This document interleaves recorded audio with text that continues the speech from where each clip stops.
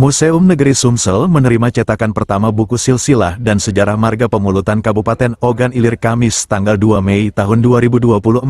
Buku tersebut diserahkan langsung oleh Zuriat Pangeran Punto generasi ketiga, Dr. Insinyur Nasruddin kepada Kepala UPTD Museum Negeri Sumsel, Haji Chandra Amprayadi di ruang kerjanya. Di museum ini ada rumah Pangeran Punto, rumah artinya pemilikan terakhir Pangeran Punto. Kemudian beberapa waktu yang lalu kita telah artinya menyerahkan artinya peninggalan Pangeran Punto berupa keris dan yang lain-lainnya.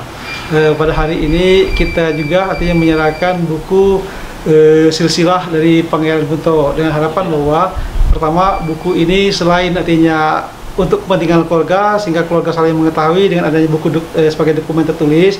Kemudian buku ini juga nantinya akan menjadi bukti sejarah keberadaan Pangeran Punto di Sumatera Selatan dan mungkin juga sebagai ilmu pengetahuan artinya masyarakat luas tahu bahwa di Sumatera Selatan khususnya di Marga Punto itu ada Pangeran Punto yang berkuasa selama kurang lebih 30 tahun lebih. 39. Sekitar 39 tahun dia berkuasa di Pemulutan. Artinya itu harapan yang kita inginkan kenapa buku ini kita serahkan di museum. Nah, ini baru edisi pertama, kemudian nanti karena ini baru 80%, nanti akan edisi berikutnya kita juga akan serahkan di museum ini. Itu kira-kira artinya kenapa hari ini kita menyerahkan buku silsilah Pangeran Punto ke Museum Badrudin melalui Kepala Museum Pak Chandra.